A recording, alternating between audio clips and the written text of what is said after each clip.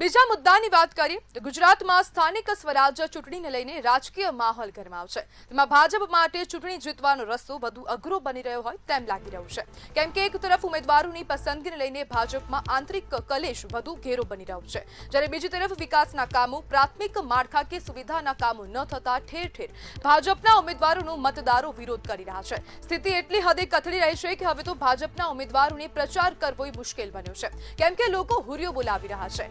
અમદાવાદથી માંડીને સૌરાષ્ટ્ર દક્ષિણ ગુજરાત સુધી આ પરિસ્થિતિનું નિર્માણ થયું, ત્યારે હવે ઉમેદવારો મતદારોને રીઝવવાનો પ્રયાસ કરી રહ્યા છે, પરંતુ લાગતું નથી કે આ વખતે જનતા કોઈની વાતોમાં આવે, કારણ કે છેલ્લા 5 વર્ષમાં પાયાની સુવિધા મળી નથી ને જે વચનો આપવામાં આવ્યા હતા તે વચનો ગ્રાઉન્ડ લેવલ પર મીંડું સાબિત થયા છે। ચૂંટણી પહેલા જ વધતો વિરોધ અને અસંતોષ પક્ષો માટે મોટી પડકારરૂપ સ્થિતિ ઊભી કરી રહ્યો છે। હવે જોવાનું રહેશે કે આ સ્થિતિને કેવી રીતે ઉમેદવારો સંભાળે છે અને મતદારોનો વિશ્વાસ ફરી મેળવવામાં કેટલા સફળ થાય છે। અને રાજ્યમાં અનેક જગ્યાએ હવે જે મતદારો છે તે ખાસ કરીને ચૂંટણી બહિષ્કારની હવે ચીમકી ઉચ્ચારી રહ્યા છે। અમદાવાદ હોય, રાજકોટ હોય કે સુરત હોય કે પછી ભાવનગર હોય કે પછી ગમે તે વિસ્તાર હોય ત્યાં હવે આવા પ્રકારના બેનરો લગાવવામાં આવી રહ્યા છે અને ખાસ કરીને મતદારો કહી રહ્યા છે કે આ જગ્યા પર કોઈએ પ્રવેશ કરવો નહીં, પ્રચાર માટે આવવું નહીં, પહેલા તમે વિકાસના કામો કરો અને પછી જ તમે વોટ માંગવા આવો। અને જો હવે જે ઉમેદવારો વોટ માંગવા જઈ રહ્યા છે, પ્રચાર કરવા જઈ રહ્યા છે, તો ત્યાંની સ્થાનિક જે રહીશો છે તે લોકો હવે ઉધડો લઈ રહ્યા છે અને સુવિધાના અભાવના કારણે રાજ્યની જનતામાં હવે આક્રોશ જોવા મળી રહ્યો છે। અને આજ મુદ્દે આપણી સાથે ચર્ચા કરવા માટે સામાજિક કાર્યકર્તા સંજય ઇજાવા જોડાઈ ગયા છે। સંજયભાઈ, મતદારો વિરોધ કરી રહ્યા છે અને આ મતદારોના વિરોધને આપ કેવી રીતના જોઈ રહ્યા છો, કારણ કે હવે રાજ્યની જનતા હવે પરિવર્તનની માંગણી કરી રહી છે?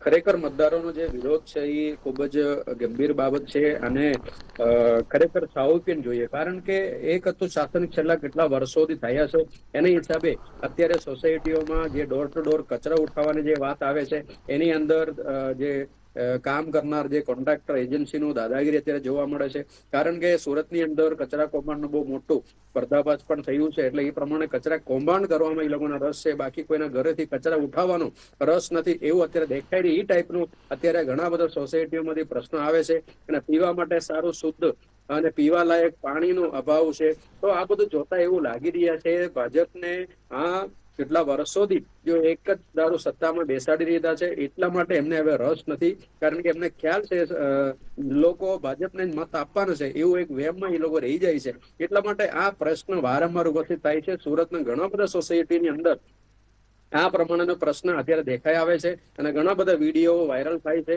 અને તાજેતરમાં પણ પાર્શ્વનાથનગર સોસાયટીમાં આ પ્રમાણેનો એક વિરોધ નોંધાયો હતો। કચરાઓ રોડ પર ઠલાવવા માટેનું મજબૂર થઈ ગયા લોકો, કારણ કે કચરા લેવા માટે બહુ મોટી સોસાયટી હોય, 100, 200, 300 મકાનની સોસાયટી હોય, સોસાયટીની અંદર સુધી આ ગાડીવાળા જતા નથી, એટલે આ બધું સિટીની અંદર 10-15 વર્ષ પહેલા સમાવેશ થઈ ગયેલો વિસ્તાર છે। હમણાં તાજેતરમાં સમાવેશ થઈ ગયેલો હોય તો બી આપણે એને ન્યાયીકરણ આપી શકાય, પણ અત્યારે આ પ્રશ્ન એક સોસાયટીમાં નથી, ઘણા બધા સોસાયટીઓમાં છે, એટલા માટે હવે પરિવર્તન કરવું એવું હિતાવત છે અને જરૂરી છે એવું અત્યારે લોકો માની રહ્યા છે। સંજયભાઈ, શું આ વખતે જનતા હવે જવાબ આપશે ચૂંટણીમાં?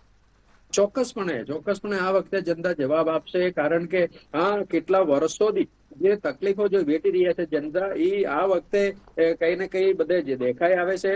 જે અન્ય વિપક્ષ પાર્ટીઓમાં જે કઈ સભાઓ થતા હોય છે, સભાની અંદર ખૂબ જ મોટા પ્રમાણે લોકો ઉમટી પડે છે અને જે ભાજપના જે સત્તાવાળી જે પાર્ટી છે જે જગ્યા પર રેલીઓ કાઢે છે અથવા કોઈ સભાઓ કરે છે તો એમાં ખૂબ જ ઓછા પ્રમાણમાં લોકો અત્યારે જોવા મળી રહ્યા છે, એટલે એને લઈને પણ અત્યારે આ સત્તાધારી પાર્ટી બોખલાઈ ગયેલું દેખાઈ રહી આવે છે। એટલા માટે આ વખતે ચોક્કસપણે કોઈ સત્તા પરિવર્તન થાય એવું અમારું માનવું છે। સંજયભાઈ, તંત્ર પાયાની સુવિધા નથી આપી શકતું, તો પછી તંત્રનું આ જે સ્ટ્રક્ચર એક ઊભું કરવામાં આવ્યું છે તેની જરૂર શું છે?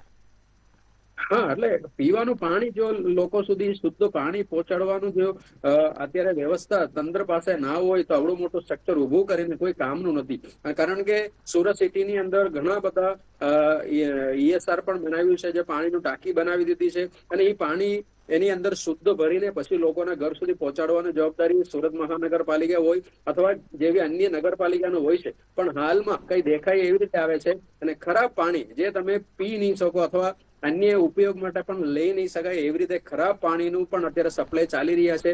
એટલે કોઈ જગ્યાએ જે ટાંકી ક્લીન કરવાનું હોય અથવા જે પાણીને જે પ્યુરિટી બનાવવાનું હોય એ બધી જગ્યાઓ પર કોઈ ધ્યાન નથી આપતો અને રોગચાળો પણ ઘણી બધી જગ્યાઓ પર ફાટી નીકળે છે. આ બધું જોતા એવું લાગે છે ખરેખર આ તંત્રને હવે કામ કરવાનો દાનત નથી અને હવે પરિવર્તન ખૂબ જ જરૂરી છે. સંજયભાઈ, આપને શું લાગે છે કે સત્તાના જે સત્તાધારી પક્ષ છે તેમના ઉમેદવારો હવે જે સ્થાનિક લોકો છે, રહીશો છે, જનતા છે, તો તેમને હવે મનાવી શકશે? ના મનાવી શકે, કારણ કે આ વખતે ખૂબ જ ગંભીર આરોપ એ લોકો સામે લગાવી રહ્યા છે. લોકો એને સવાલો કરી રહ્યા છે. ઘણા બધા વિડીયો વાયરલ થાય છે કે ભાજપના ઉમેદવારો જે તે સોસાયટીમાં જાઓ એટલે સોસાયટી વાળા સવાલ ઉભા કરે છે. તમે એક વિડીયો હમણાં એ પણ વાયરલ થયું છે, તમે બાંધકામ કરવા માટે અમારી પાસેથી તમે તોડ પાણી કર્યું છે, પૈસા તમે પડાવ્યા છે. આ પ્રમાણેનું પણ હમણાં તાજેતરમાં એક ભાજપની આગેવાન સામે જે સવાલો ઉમેદવાર સામે સવાલો કરતા દેખાઈ આવે છે. એટલે તંત્ર અત્યારે આ જેટલા બી જે ખોટા ગેરરીતિ કામો ઓલરેડી જે કરી ચુક્યા છે એ સવાલ રૂપે અત્યારે જનતા પૂછી રહ્યા છે અને એ લોકોને જવાબ આપવું પડશે ચોક્કસપણે. અને જો જવાબ પ્રોપર ન આપે તો લોકો અત્યારે એવા મૂડમાં છે, ભાઈ એકવાર સત્તા પરિવર્તન કરવાનો મૂડમાં અત્યારે છે. સંજયભાઈ, હવે જે પ્રમાણેની સ્થિતિ રાજ્યમાં ઊભી થઈ છે, તો અહીંયા એક એવા પણ મુદ્દા સામે આવ્યા છે કે હવે જે વરિષ્ઠ નેતાઓ છે તે લોકો જનતાને ડરાવી ધમકાવી રહ્યા છે, તેમની પર દબાણ કરી રહ્યા છે કે તમે આ જ પાર્ટીને વોટ આપો. જો તમે વોટ નહીં આપો તો પછી તમને પાણી બી નહીં મળે અને જે પાણીની સુવિધા છે તે પણ નહીં મળે. તો પછી લોકશાહીમાં આવા પ્રકારનું વલણ કેવી રીતના તમે જોઈ રહ્યા છો? આ ખરેખર એક દાદાગીરી કહેવાય છે. જે સત્તાધારી પાર્ટી હોય એ વિરુદ્ધ ધમકી આપે છે. જો લોકોના મૂળભૂત અધિકાર છે, પીવાનું પાણી હોય, એના મકાન હોય, એના રોડ રસ્તા હોય, જે લાઇટ હોય, આ બધી વસ્તુઓના મૂળભૂત અધિકારમાં આવે છે. એ મૂળભૂત અધિકાર આપવાની જવાબદારી ચૂંટાયેલા સરકારની હોય છે. જે સ્થાનિક સ્વરાજ ચૂંટણી હોય તો એની અંદર એ લોકોને પણ એની અંદર જવાબદારી ફિક્સ કરવામાં આવેલું છે. તો આ જવાબદારીમાંથી છટકીને એ લોકો જો ધમકી આપવાનું ચાલુ કરી દેતા હોય તો આ લોકોને સમજવાની વાત છે. કારણ કે જ્યારે એ ઘણા વર્ષો સુધી એક ને એક પાર્ટીને જો સત્તા ઉપર બેસાડી એટલે આવા પ્રશ્નો આપણે આગળ પણ ઘણા બધા રાજ્યોમાં જોઈ ચુક્યા છે. એટલા માટે લોકો જાગૃત થઈને જો આ વિરોધ નોંધાવે તો ચોક્કસપણે એક પરિવર્તન આવશે.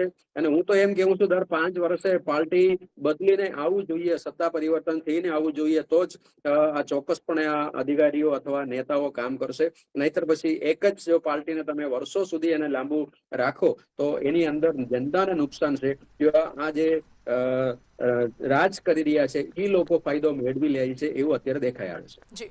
જી બિલકુલ સંજયભાઈ, જોડાવા બદલ આપનો આભાર.